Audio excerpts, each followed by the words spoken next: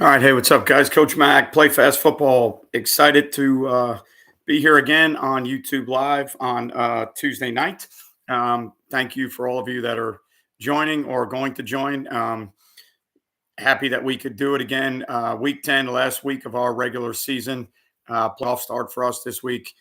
We got ourselves a win this past Friday, got us to 6-4. First round playoff game starts this week. So we are currently in preparation for that. But exciting time of the year for us, for football. College football is winding down. The NFL football is getting closer to the playoffs.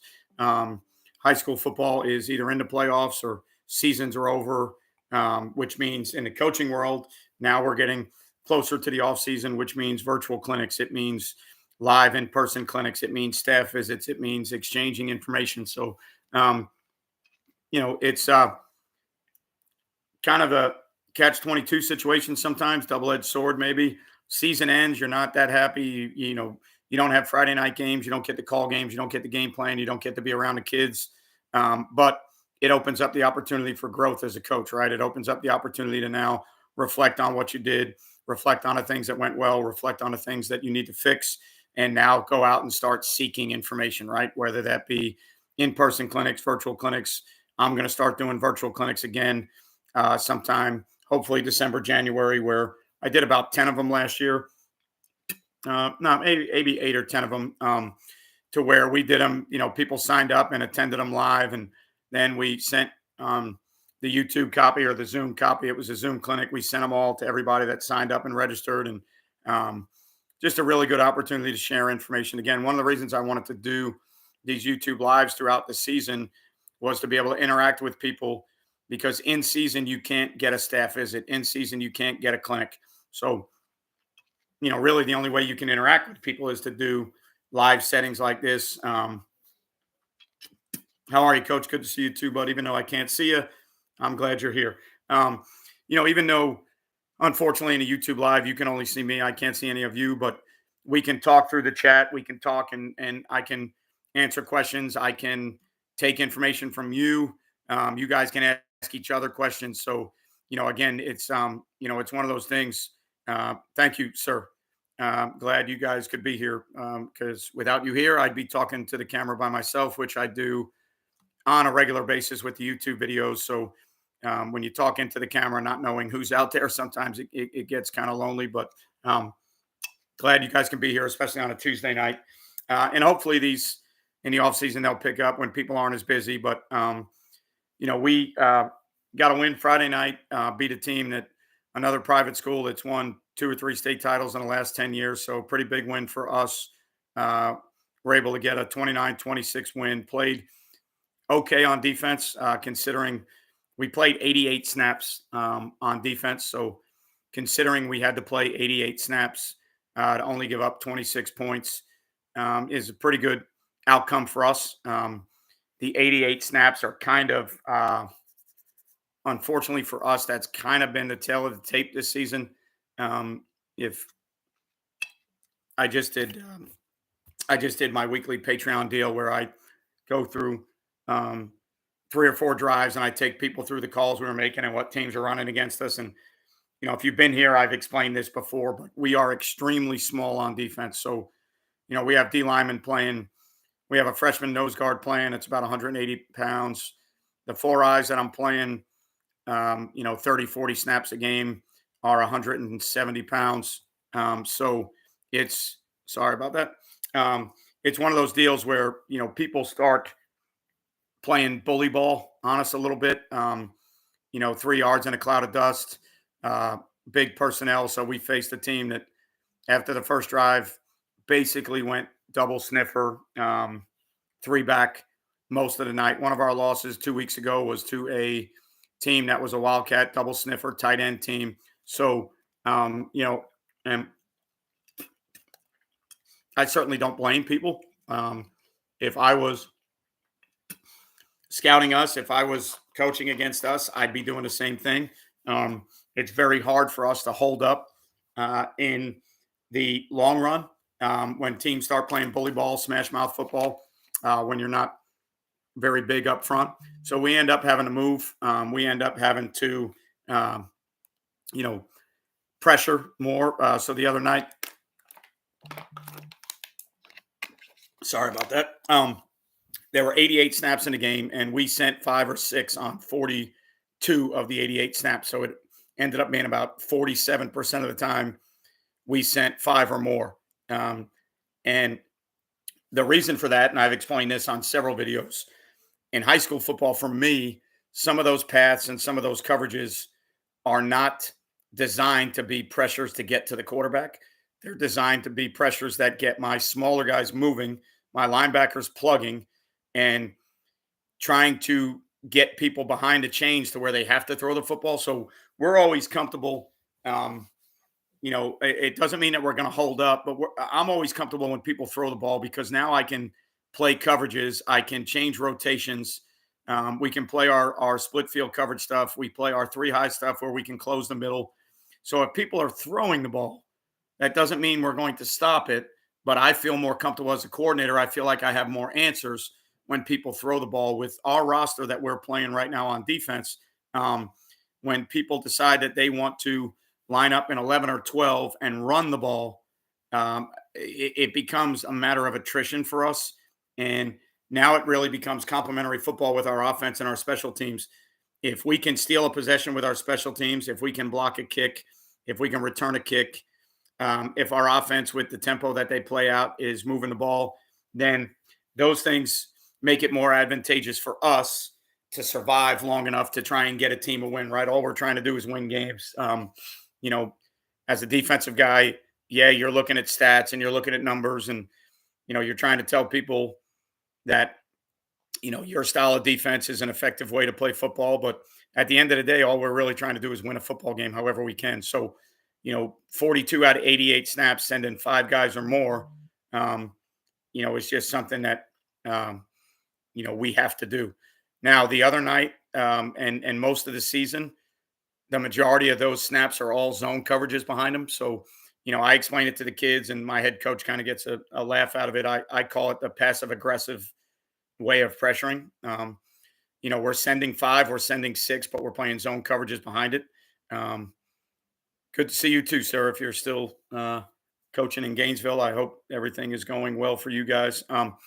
It's the joke is it's passive aggressive, right? I'm sending 5, I'm sending 6.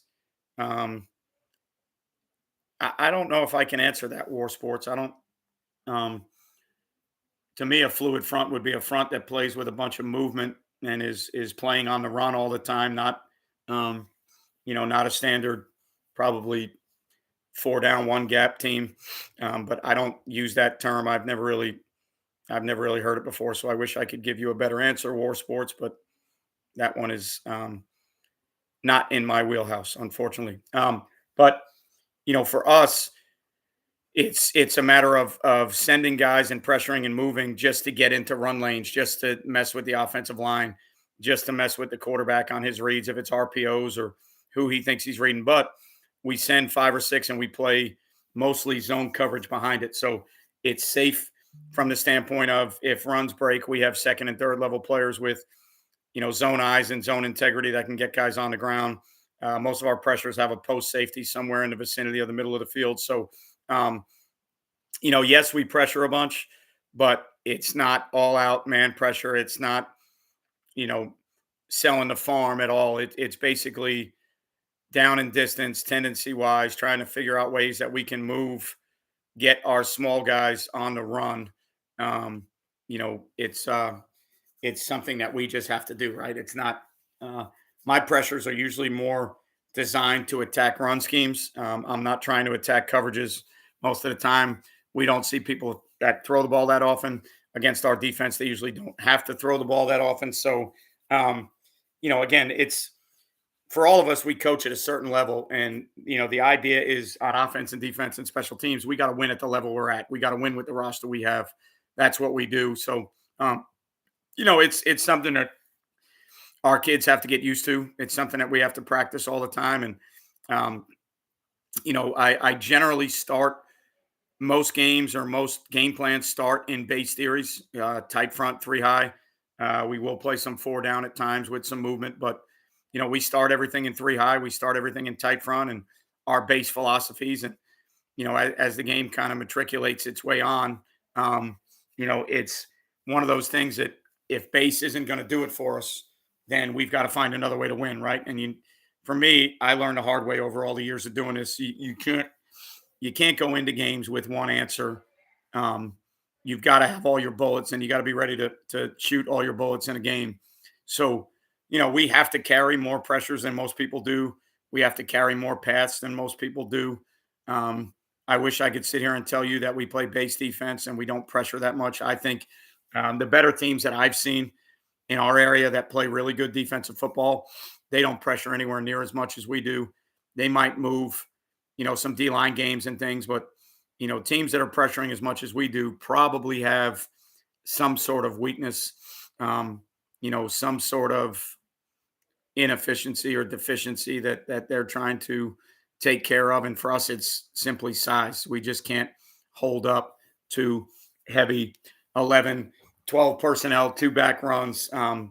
It's just we're not built that way. And to our guys' credit, the kids up front, especially, you know, they play hard. They're scrappy. They compete, but push comes to shove. Like in football, they normally tell you big guys beat up little guys. And when you look in college football, the way some of those teams are built, the uh, Georgia nowadays. Sorry, I seem to have a cat here or something that is driving me nuts.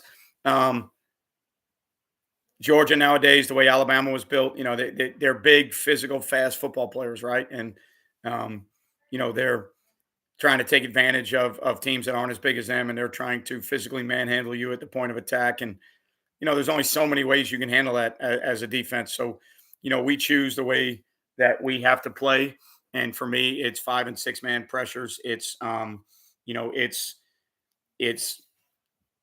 movement up front. It's taking away gaps and trying to get the ball to go east and west. The reason we play tight front is because we want to eliminate B gaps and get the ball to go east and west. And then we want linebackers, safeties, and our three high safety, trying to run side to side and get people on the ground. So, that's what makes to me high school football so great and so interesting to coach. You're just trying to find ways every week to hold on and win games, right? You're trying to find a way. High school football to me is almost like survival. Um, we're trying to survive every week based on the offense we're seeing and based on the roster that I have. Um, we're trying to survive. We're trying to win football games. We're trying to win the games that we need to win. And we played for a district championship again this year. Didn't win it this time, but we've got a rematch with that team in the first round of the playoffs. So that's always exciting. And, it's a matter of how can we take what we got? How can we survive? How can we advance? How can we win games? So, we were able to do that. 6-4 is not great, but it's not terrible. Again, when I look at the roster, when I look at who we're playing on defense, not only the size, but the age of some of the kids who are playing, attrition, injuries, other things. I think our coaching staff, um, in all three phases, offense, defense, and special teams. I think our coaching staff and our kids really did a good job this year of finding ways that we can win games because that's really the be all end all, right? You got to win games. And, um, like I said, it'd be nice to say that we play this defense as a base and we rarely get out of it and we don't have to pressure that much. And again, the teams that I watch that are really good, that's how they play football. They fit runs from their base defense, they cover from their base defense, and then they pick and choose when they want to pressure. They pick and choose when they want to put different personnel groups on the field to match passing downs or whatever it may be. But now that's not to say that I haven't seen some good defenses in high school that are very aggressive in their pressure mentality. I've seen some good 3-3 stack teams that are pressuring all the time with different paths and sending 5 and 6 a bunch. You know, it's um,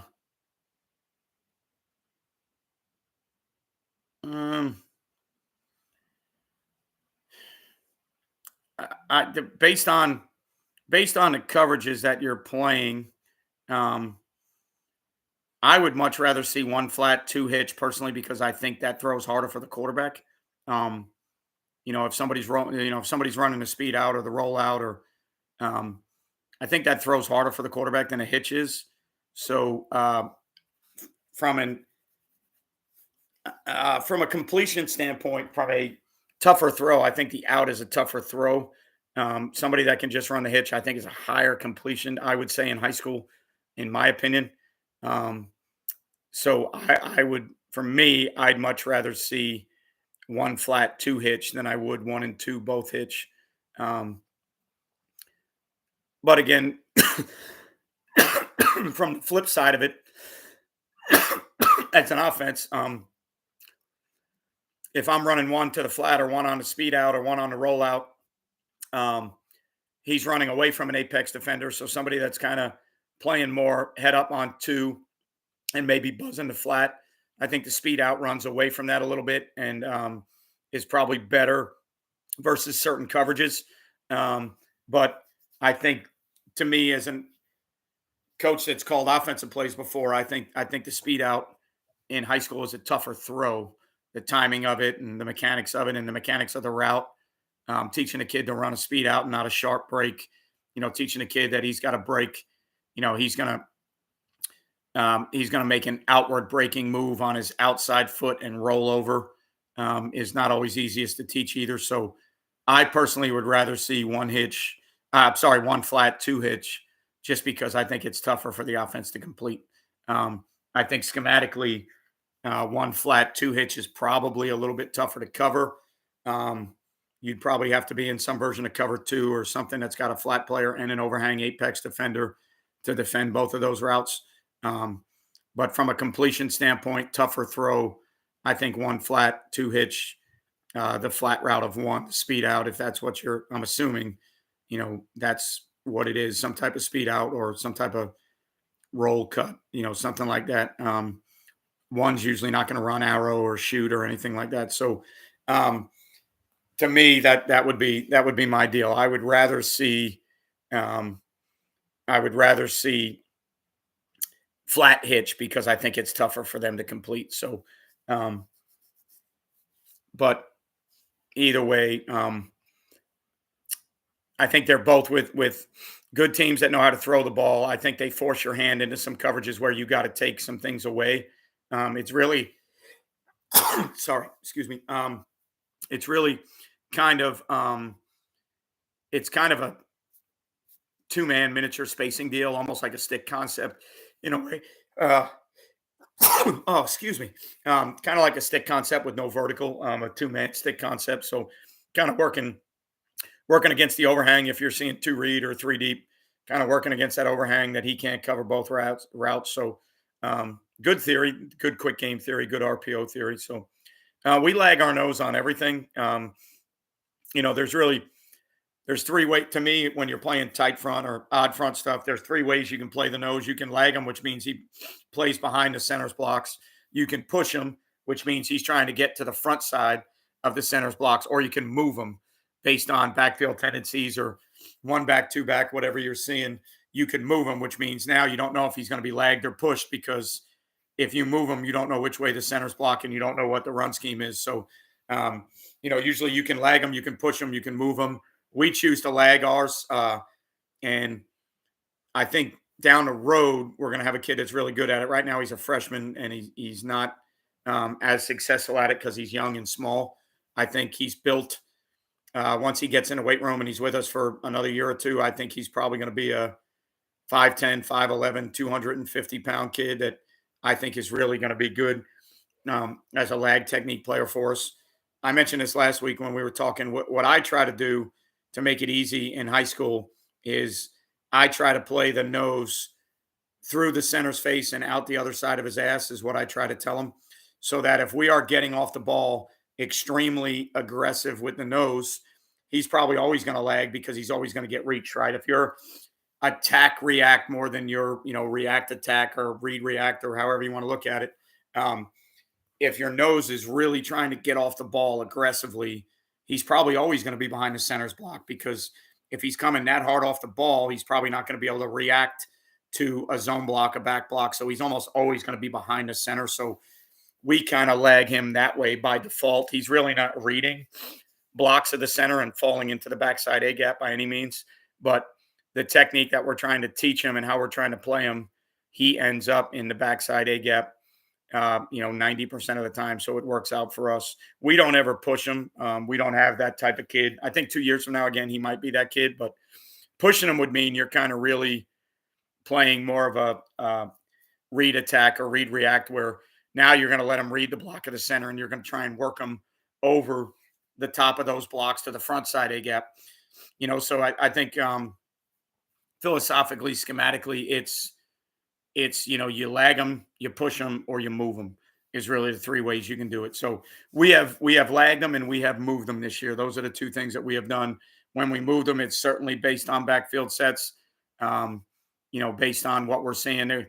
There were some times where we were seeing like some buck sweep theories with an offset back, so we started moving them away from the back, so that if they tried to pull both guards, and the buck sweep was going to happen cross face of the quarterback, we moved them away from the back. There were times where if we were playing inside zone, we might have moved them to the back, um, to try and take cutback away and try to push the ball further to the front side.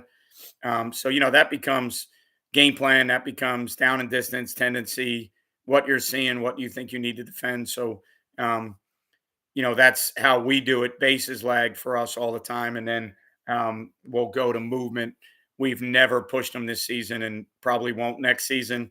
2 years from now, if he's still with us playing nose, then I might be able to push him a little bit to the front side. But right now, it's just that's not even possible. And I would say probably 70 to 80% of the people that are playing odd front structures, especially tight front or, four eye shade five, or, shade's a little bit tougher to do. But any odd team that's playing head up on a center, I would think in high school, even in college, I would say high percentage of those guys are playing lag technique. So makes it a lot easier for the linebackers if they understand where the nose is going to be, that based on the flow they're getting, they know which A gap's going to be open if the ball's run away from them. So, they can scrape and plug a little bit faster if they know which A gap is going to be accounted for. So, again, that's the way we do it. I know there's people that do it different ways. That's, again, what makes football, high school football, so great. Do it whatever way you need to do it. I know there's a lot of successful odd front teams that play with a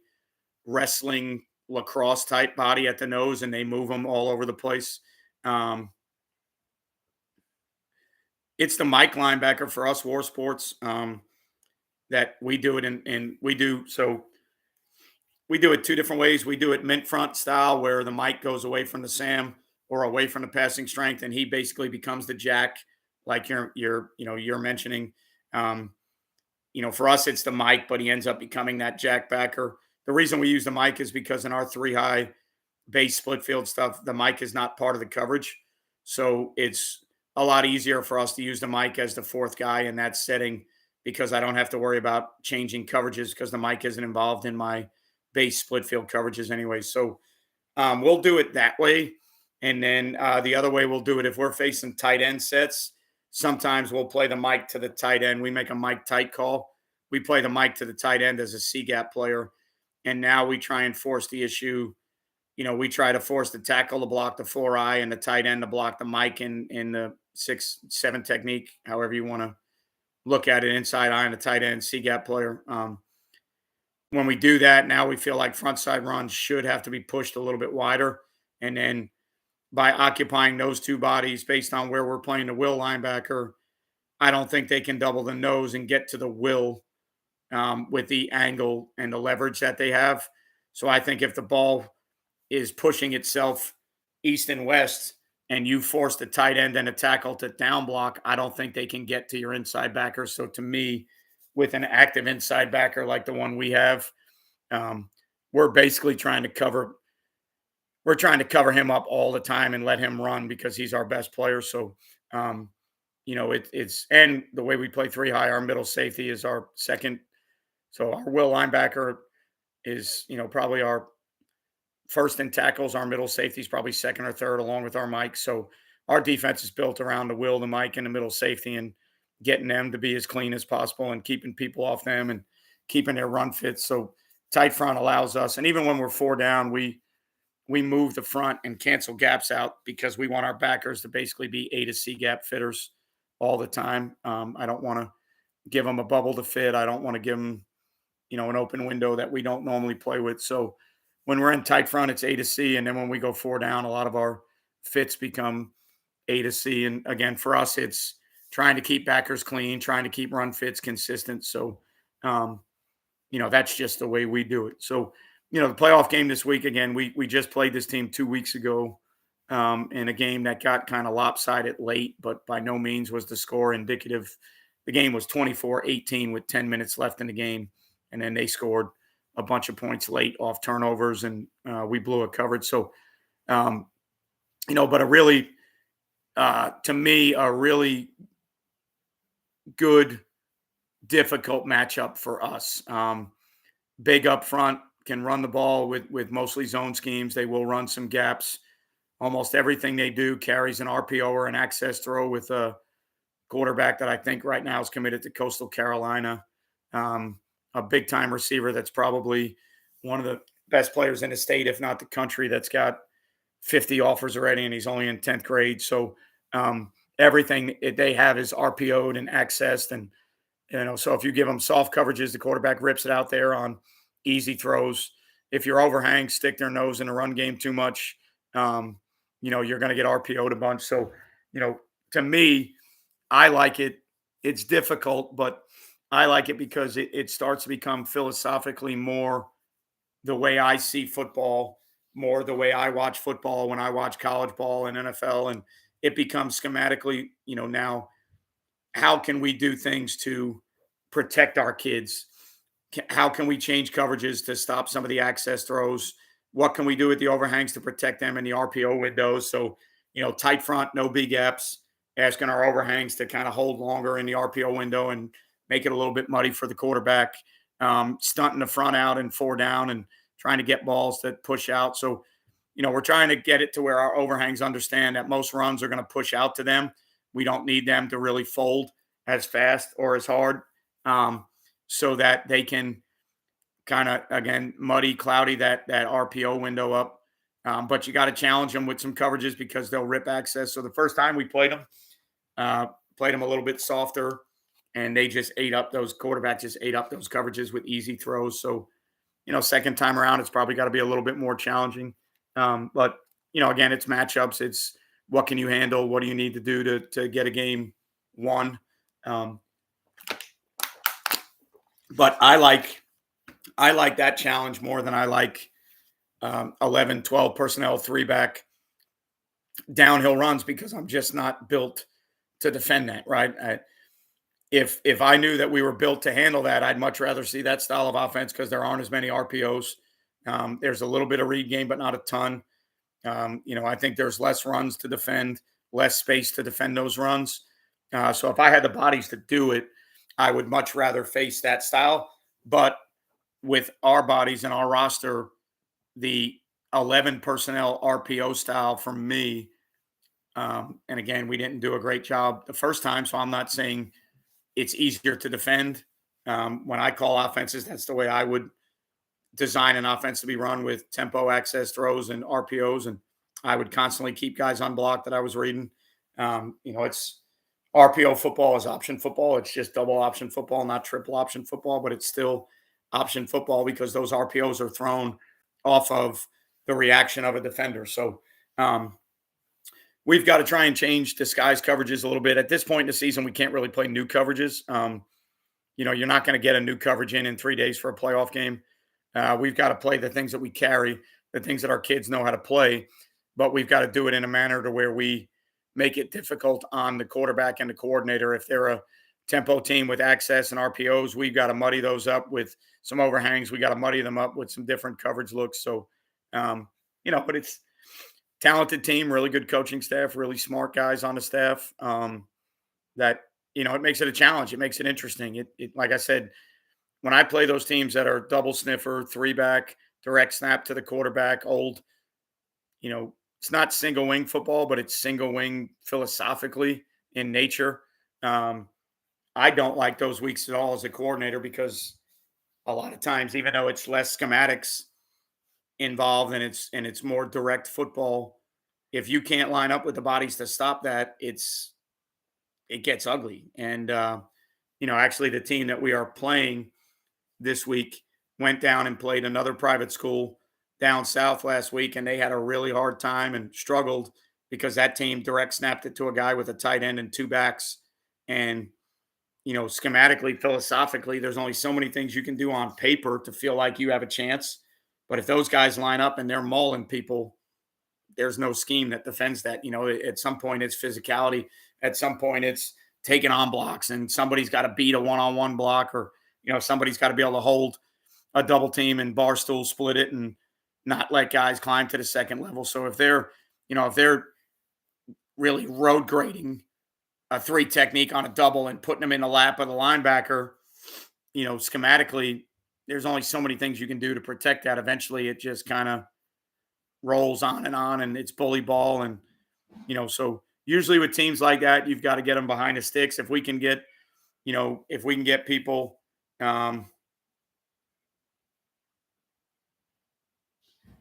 yeah, I would, P block. I would think that the college guys probably have a better chance of installing something 3 days before we do. Like we can wrinkle things with our kids, but to install a new coverage in 3 days, really isn't happening for us. So, and I've done it before as a coordinator. It's just, especially in a playoff game, I've probably in my career been in 15, 16 playoff games. And there's certainly been ones that I felt like I outcoached myself and let the players in a bad spot because we made everything game plan specific and we got crazy with the wrinkles. And, um, it's, to me, it's one of those things where, yeah, as a coach, like this is where it gets exciting. This is where it gets, everybody in the playoffs is probably a pretty good team for the most part.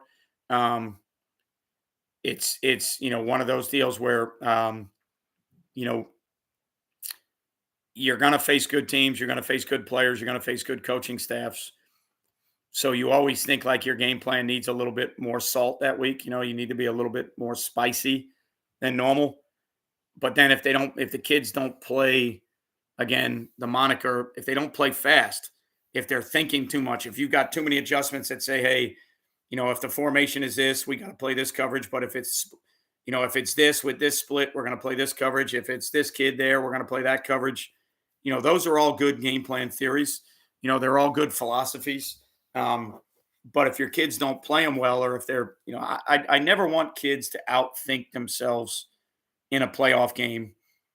I'd much rather go in with a good plan that we can play. And if the other team is better than us, or they out execute us, or if they block and tackle better than we do, well, then shake hands and so be it. It sucks. Nobody wants to lose. But I have been on the other end where I've tried to do too much. And, um, you know, after the fact, you go back and go, well, we were misaligned a bunch. We didn't fit runs the right way. We blew coverages. Well, yeah, because we put too many things in and the kids were thinking more than they were playing. So, when it gets down to,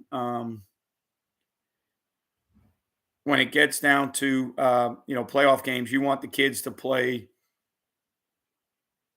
simple, sound, fast football with less thinking, and you want them to execute, and you want to beat blocks, and you want to tackle people, right? Now, we have to have answers and wrinkles in this week. The team is way too good, way too talented. Coaching staff is way too good. They've got 8, 9 games on us on film. They've got the last game we played 2 weeks ago on film. So, at this point, there's not going to be a lot of punches pulled. There's not going to be a lot of surprises out there. For us, it's just going to come down to being able to do the things we do at the right time, right down and distance scenarios, getting our kids to understand where we need to be in the RPO world and who needs to show up early and who needs to show up late. And, being able to carry the pressures and the coverages we need to win the game, but pressures and coverages that we've been playing for 10, 11, 12 weeks is the big thing. So I'm trying to, there's been a few wrinkles so far in the first 2 days, Monday, Tuesday, but by the time tomorrow comes, I'd like everything to kind of be ironed out and say, all right, guys, look, this is what we're doing. We feel good about it. Need to get out there and execute. I do not do anything with my tight front to those sets, war sports. My thought is when I'm playing tight front, I'm playing it for a reason. I'm playing it because I like the way we fit runs out of it. I'm playing it because I want the ball to not enter vertically. I want no big gap bubbles. So if a team can personnel or formation me out of the tight front, again, offense always dictates the defense. I don't care how aggressive the defense is. I don't care how much the defense pressures and does things.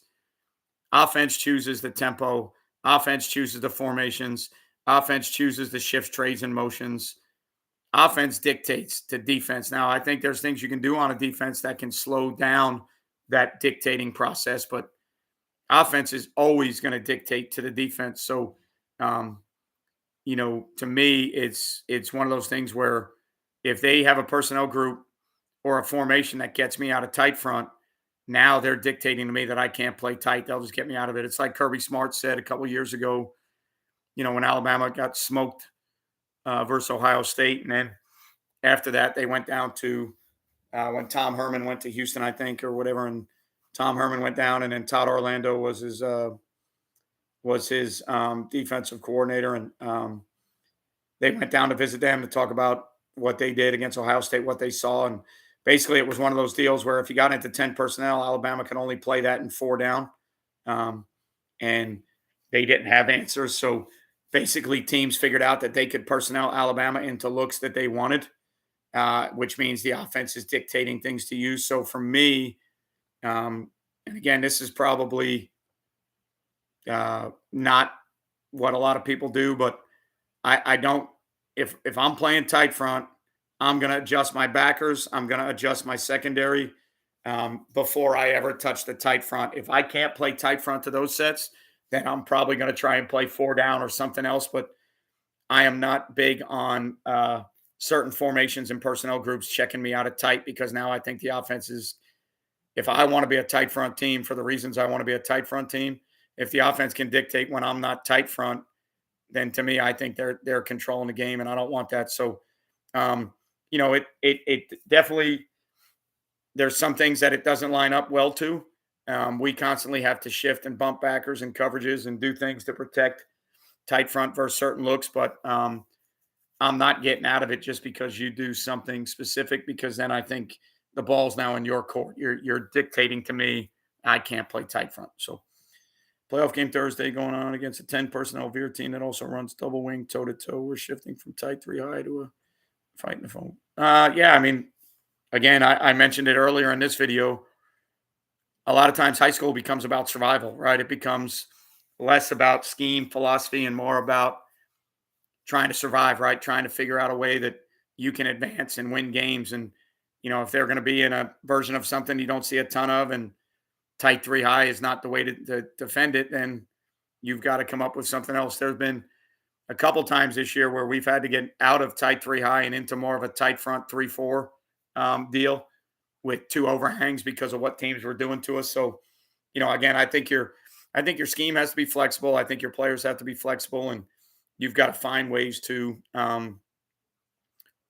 compete and win games against some offensive structures that maybe your base structure isn't good against, right? So you got to have other answers. You got to have other things in. But, back to the original thought, I'm not changing my tight front just because you get into certain things. So, we might play tight front with more bodies around or in the box, but we're not always going to get out of the tight front. But I think it's a good plan if it's toe to toe, double wing, and the game's going to become that style of game. Then I think cramming the box and making it become a phone booth game, I think that's a good way to play it. I mean, I don't really know how many other options you would have, based on that that type of game plan. I will say, though, from a head coaching standpoint, if your special teams and offense can push the envelope a little bit and make sure that team knows that they're going to have to score on almost every drive and they're going to have to match points, maybe they'll get out of some of that stuff. The teams that are disciplined enough to stay in that stuff and try and shorten the game, those are the ones that are toughest to beat.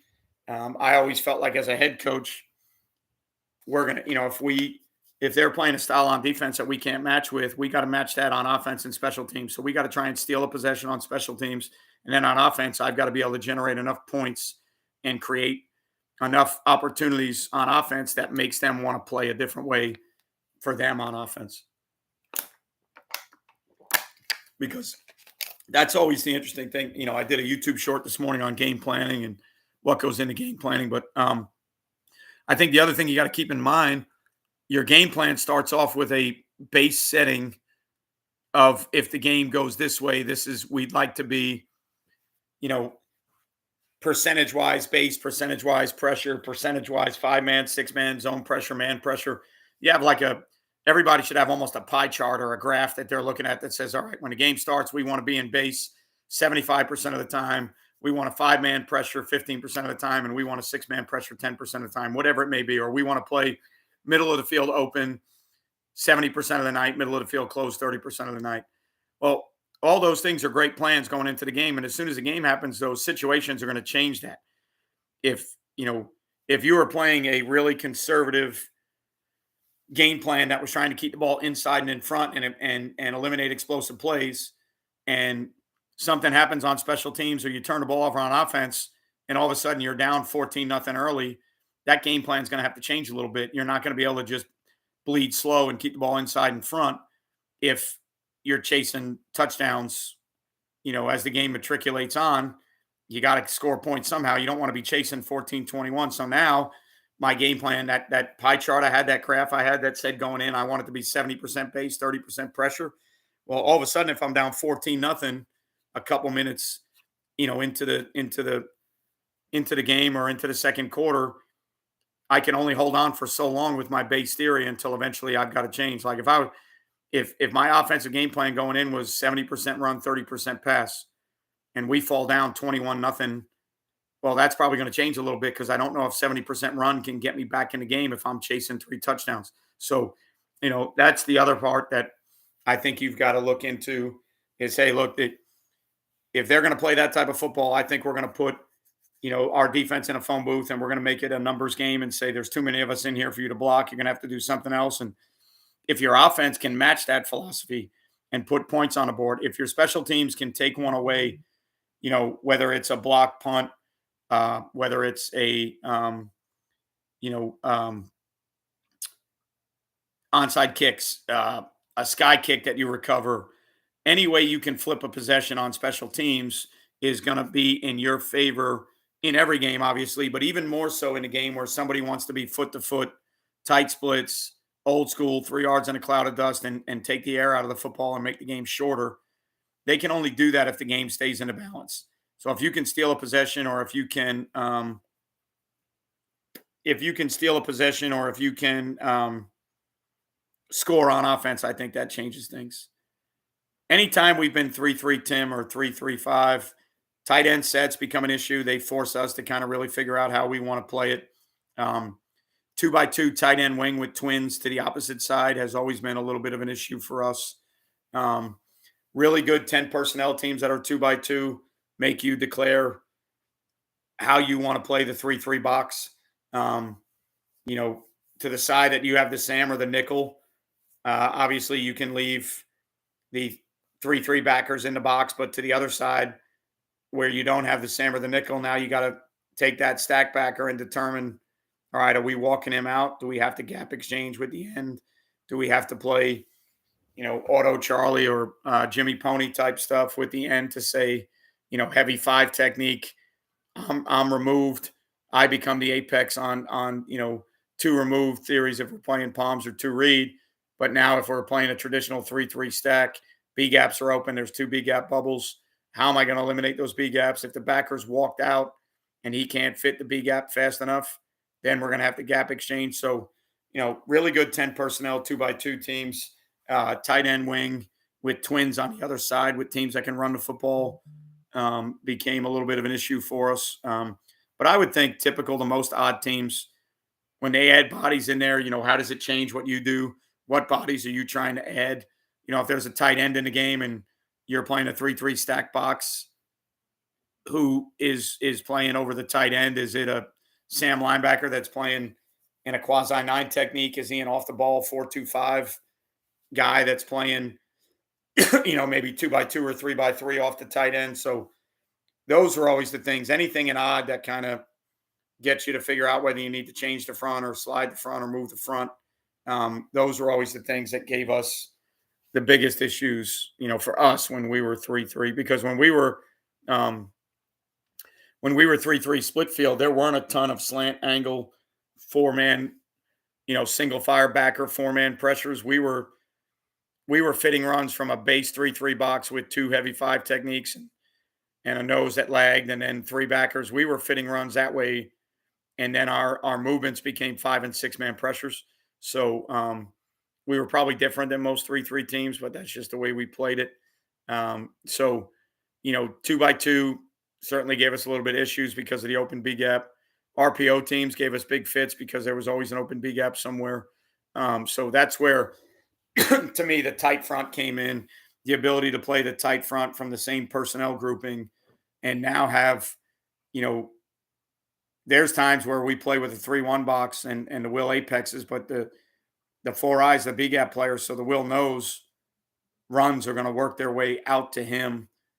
So it's one of those deals where versus today's football, RPO, spread, tempo, you really want to avoid open B gaps as much as possible because that's where the offense wants to make their living. So any way you can play open B gaps and on defense is going to be, you know, the toughest thing for you to do. If you can eliminate that, now if it's with movement, so be it. If it's with a heavy five that can play behind all reach blocks and get the ball sent to the will or the overhang, that's however you got to do it. Again, it's survival, whatever you need to do. But we were not your traditional 3-3 stack team with, a lot of our movements all came on 5 and 6 man pressures. We didn't slant and send and plug. We didn't do that a bunch with our 3-3 stack. So probably different than a lot of other people's 3-3 stack. But, um, the college football world starting to get interesting. You're starting to get to the end of the season now where it looks like most of the conference championship games are now starting to set themselves in motion. It looks like it's going to be certain teams. And right now, the top four certainly look like the top four on paper. If, they're stay unbeaten, I think those four remain the top four. What the order is, I don't know. But, again, I think it's been a pretty solid year of college football. I think it's interesting. I think there's still parity. I think the championship and the playoff game should be pretty good.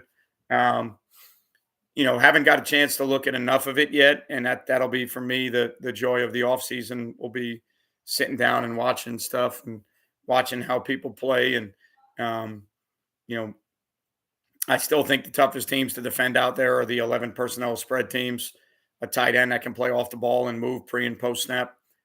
Teams that are still ripping the tempo, I think are still giving people a hard time. But then there's some teams that are huddling and playing really good football too. So Kansas is a lot slower than people think. They're a lot more methodical in what they do, but they're one of the funnest offense to me right now out there to watch with the things that they do. So, it's interesting to watch them. I think after the Alabama game, Texas has been kind of underachieving. They should be scoring 40 points a game, and they're just not. I think after the Texas game, Oklahoma is now underachieving and struggling.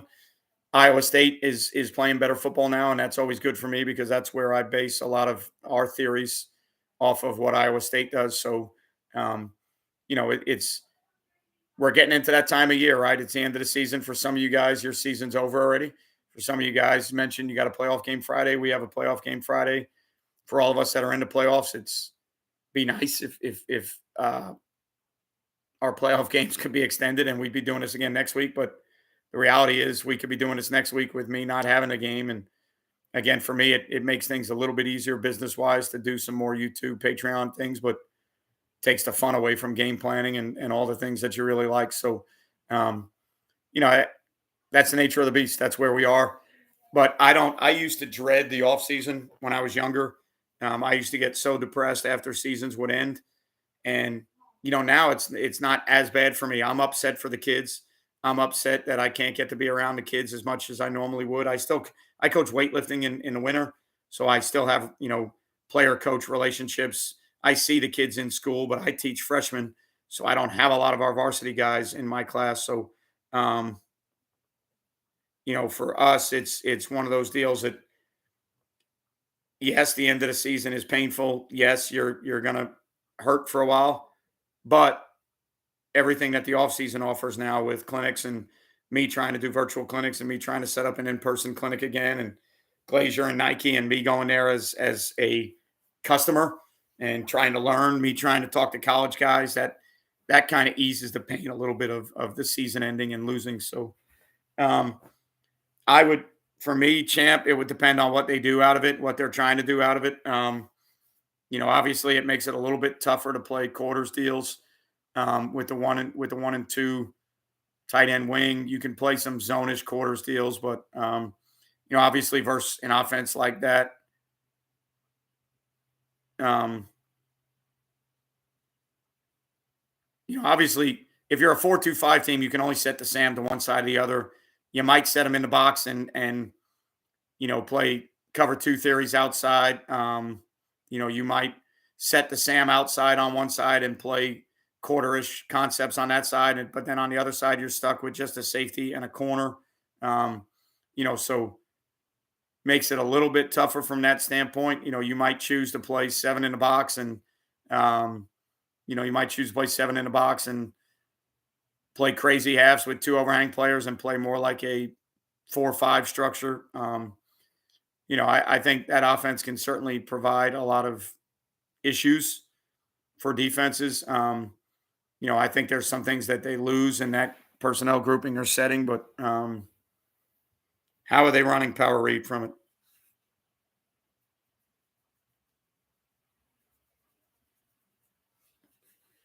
I think the air raid guys, I think they want to pair good defense with good offense. I don't know if it's a practice plan thing or a recruiting thing. Um, I think they certainly know. Like the two things I think, especially a Lincoln Riley, I think the one thing they realized real quick was you got to pair a run game with the air raid stuff if you really want to take it to the next level. Um, Now, a lot of people say it's the style because the air raid guys aren't physical enough on offense that their teams can't defend physical run games and everything else. But I don't think that's necessarily how USC is losing all the time. I think they've been bad on defense to every offensive structure that's out there. So, that may have something to do with it. I don't know if I fully buy that argument, but um, I know there's a lot of. All right, so QB power with it. So they got a puller and a lead blocker. Yeah, so there's a ton of hats in there. Um, you're going to have to find a way to get extra hats. Don't know if you can, 4-2-5 wise. I don't know with that personnel group how you can get it. Again, you could play 4-4 theories where the corners are the crazy hat players and they're, you've got 2 overhangs that can be ready to be box players, and you got 2 guys in the box with a guy that can run the alley. I mean, there's a couple different ways you can choose to do it. Um, you can get, obviously you can get to different fronts to change it up a little bit. To me, that set is balanced, so you probably need to be balanced on defense. Maybe you can favor the field, but by rule, the Sam can only go to one side. So when the Sam goes to that side, you can pick and choose what coverage structures you want to play. But to the other side, you only have, a safety, a corner, and somebody else. So it's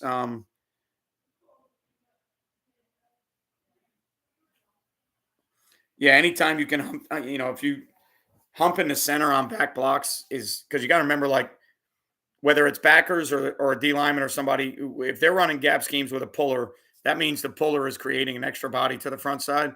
How are you going to get that extra body? Whether that's running linebackers over the top, with plug and overlap or however you want to do it, or it's trying to hump the center, or sometimes both, right? And if the center blocks back on the shade and the shade just eats the back block, they're pulling a guy to the front side to gain an extra hat, and you don't gain an extra hat. So humping the center is definitely a great theory.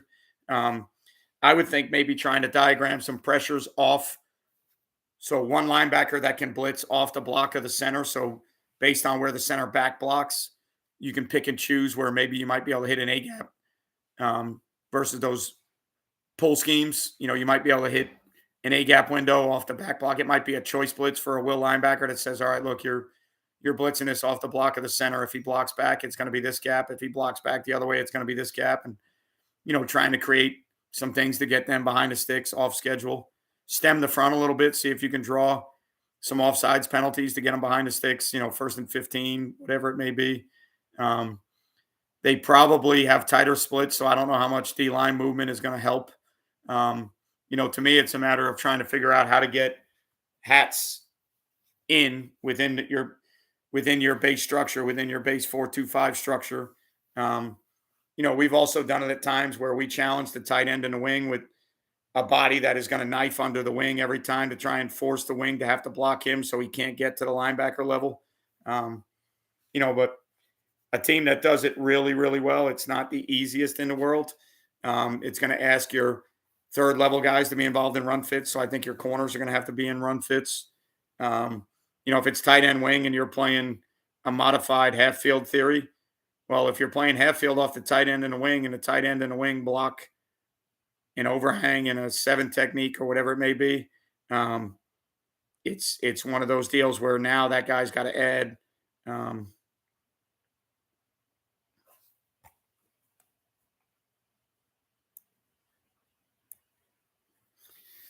Yeah, I mean, obviously you can try and take away their best runs, but the key is how do you feel like you take away those runs, right? So if you want to go in and say, it's double wing stuff and we want to take away power counter, how do we, it's how do we what are we doing to take away power counter? So it's the same thing when you played single wing teams. You try to figure out what the best read key was, which lineman you could read. Was it one of the fullback guys or one of the extra blockers? But at the end of the day, you'd love to, if you could take away their perimeter runs and keep it to where they can only run inside or take away what you feel are their best runs. I think that's a great theory.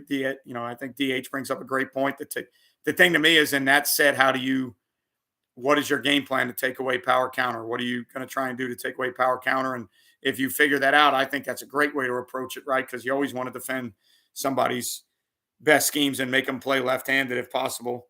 I think it also comes back to complementary football.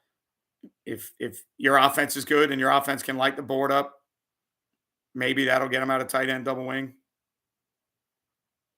Um,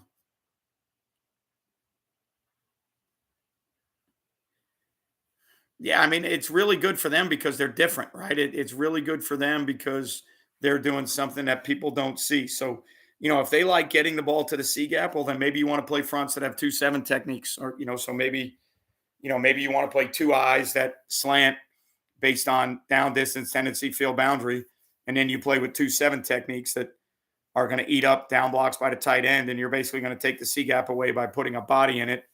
You're already reached, so the ball's probably going to get to the perimeter, but you're not asking a 7 technique to beat a reach. So again, I don't think that's a bad theory at all. I think you could play double twos. I think you could put the front based on if it's shotgun, the back's got to be somewhere. You could shade the interior guys to the field at a boundary based on tendency. You could play them head up and move them based on tendency. But, if the ball is getting to the C gap, then obviously you need to take that C gap away. And one of the issues with tight end double wing or tight end wing sets is if you give them good angles to backers, now they're going to get everything sealed and the ball's really going to rip out the C gap. So, 7 techniques eat up the block of tight ends unless he's going to arc release. They've got to handle the 7 technique. Putting a guy up in between the tight end and the wing sometimes, like there's times where we would make it more like a 5-man pressure and we would play 4 under, 2 deep behind it based on what their passing theories were.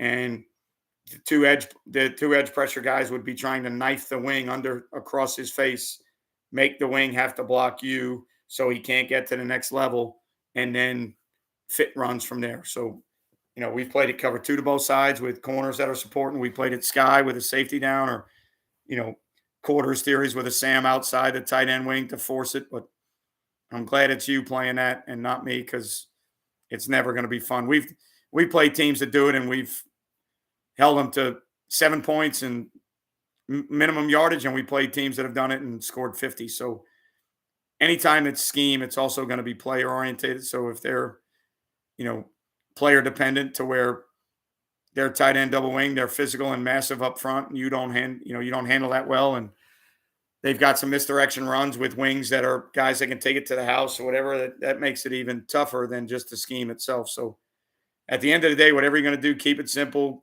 Have it be something that you feel like is good versus their base stuff, and then have 1 or 2 answers and see what happens from there. I just don't think you're going to be able to do a ton in 1 week. So We've been on for an hour, guys. I appreciate all of you being here. It's been one of the best ones we've had in the last couple of weeks. Obviously, I think more people are either their season's over or it's that time of year where people are getting ready for the off season, so there's more involvement. But I like hearing what you guys are playing. I like hearing about your playoff games, what you're trying to do.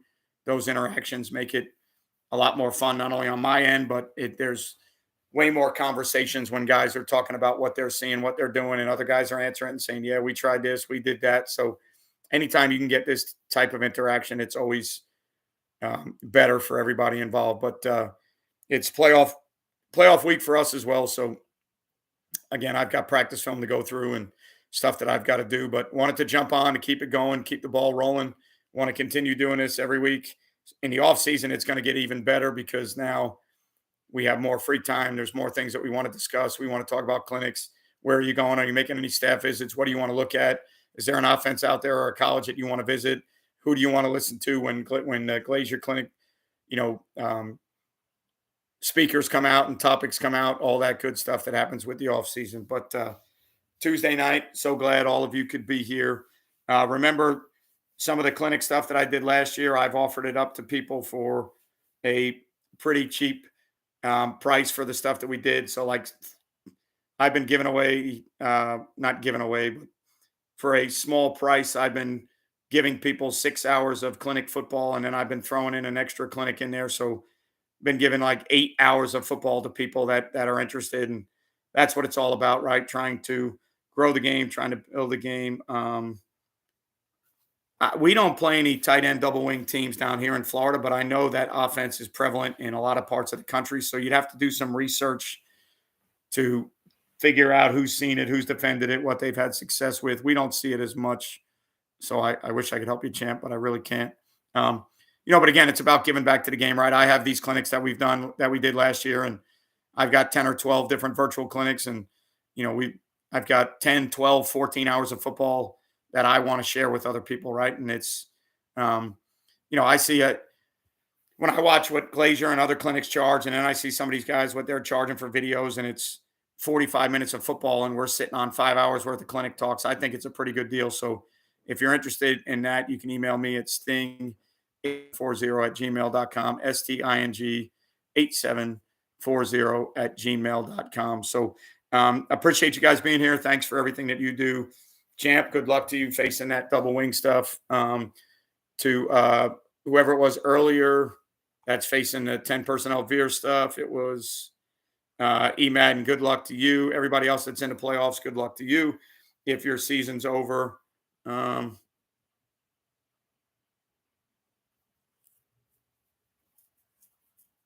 they in like an independent league or something at Masters Academy?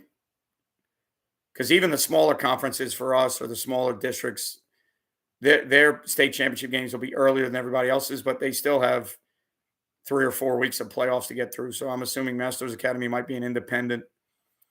If they're not in the FHSAA, then so that makes sense. So good luck to him, and good luck to you in Southwest Georgia. There's always great football in Southwest Georgia. I think Georgia does it right. Their facilities are better than ours. Pay scale is better than ours. Coaching staff's usually bigger than ours. So I think we have as much talent, if not more, than Georgia. But I think Georgia does it better than we do. We've had a little bit of success in the 4-2-5 with some theories defending flex bone and some quarters theories, and then based on the motions, what we're doing and how we're fitting it. Some old school crazy half robber stuff where we played 2 apex players down and the safety and the corners off the half, and then based on motion, we might move an alley safety to the front side to defend play action passes. So it's always good to talk about those bastardized offenses. That's why they're so good in high school. They're different. The only thing I still say to this day, it's been an argument of mine for 20 years, 30 years. Some people listen, some people don't like it. But if those formations were that sound at the next level, you'd see them more often. So there's a reason why teams don't line up in tight end double wing or double tight double wing in college. Yes, it's not sexy for recruiting. Yes, it probably doesn't put asses in seats. But if you're winning football games, that put asses in seats. So, it's one of those deals where whether it's flex bone or single wing or double wing. It's really effective in high school, and that's the only thing that matters. It's survival, win games however you can. I just talk schematically, philosophically. There have to be flaws in those systems, whether it's you can't throw the ball as much or, at the college level, I get it. It's about recruiting and getting really good athletes and boosters and selling tickets. I get all that shit. But at the end of the day, those guys want to win too. So if there was something like single wing or tight end, double wing, foot to foot splits or whatever, if that scheme was philosophically, schematically sound enough to compete at the next level, you'd see it more. Does that mean people shouldn't run it? No, that's not what I'm saying at all. Does that mean that those teams won't beat a lot of people's asses? No, that's not what I'm saying at all. What I'm saying is when you think about it from a philosophical, schematical standpoint, if those structures were that good, you'd see them more on Saturday and Sunday. That's the only thing I'm saying. I know it's a little bit different game. I know they got to handle recruiting and whatnot, but if you can run that offense and win a national championship, I think you'll get players. So that's my 2 cents on that.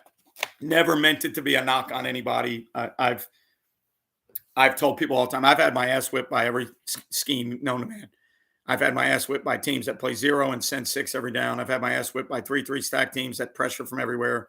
I've had my ass whipped by over teams, under teams. I've had my ass whipped by wing T teams, single wing teams, empty teams. I've been beat by everything. I've seen everything. So I don't knock any of those people at all. I just like to give devil's advocate another side to the argument. And to me, that would be those schemes have to be flawed somewhere. Otherwise, you'd see them more often on Saturday and Sunday. But appreciate you guys being here. Thanks for everything you do for me with Play Fast Football. Thanks you do for everything for high school football, kids, the game in general. Thanks for being here for an hour and 10 minutes on a Tuesday night. You're about as sick of an individual as I am if you really like football that much. But appreciate it. Looking forward to the offseason and looking forward to doing more of these clinics, virtual clinics, everything we do. Thank you so much. I hope you guys are safe, healthy, happy. Good luck if you're playing Friday. If somebody on this live is a coach at Bowls, then not good luck to you because we need to win that game. So remember, you won't play well till you play fast. Thanks for being here. See you guys next time or next week.